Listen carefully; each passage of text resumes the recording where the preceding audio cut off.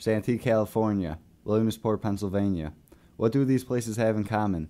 All of these quiet towns have had their lives shattered by a high school massacre. This should have never happened, but maybe if someone saw the signs.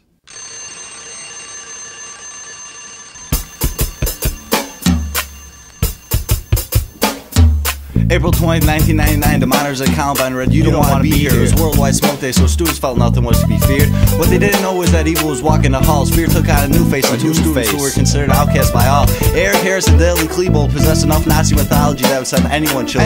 Both talked about who they hated, whom they'd kill. 420 wasn't Smoke Day for either of them. Instead, it was Hitler's birthday, and they were ready to die for him. Strapped with two sawed-offs, a semi-automatic carbine, and T-9 and 30-plus bombs, they was ready for the world. It didn't matter if their victims were boys or girls. For hours on end, they terrorized the school. Maybe in their head it proved they wasn't fools. Teachers and students ran, hid, and huddled in masses without warning. Bullets flew into classes.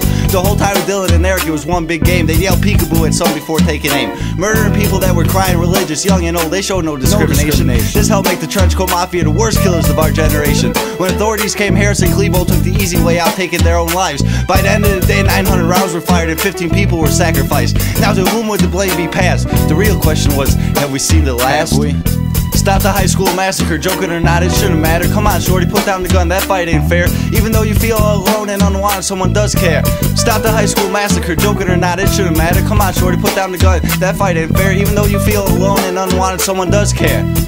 Now let's go to Santee, Cali, March 2001. 2 years after Columbine, another student would grab a gun. This time it would be Charles Andrew Williams, who wore a chain that read mouse. A shy child who couldn't find love in his own house. At school he was constantly burned and punched in the face. He vowed to his friends to shoot up the place. They just laughed and hit him with the verbal assault. Desperate for attention, he tried to find an adult. Thinking it was a joke, he got the same result. Then at 9:20 a.m., Andy pulled out a .22 revolver into Santana High bathroom, firing 30 rounds that ended with 13 wounded and 2 arrested in an early tomb.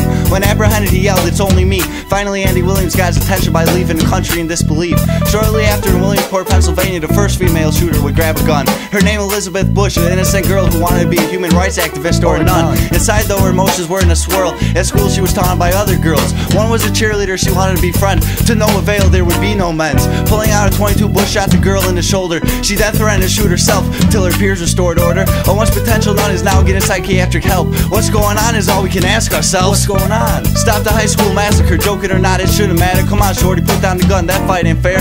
Even though you feel alone and unwanted, someone does care.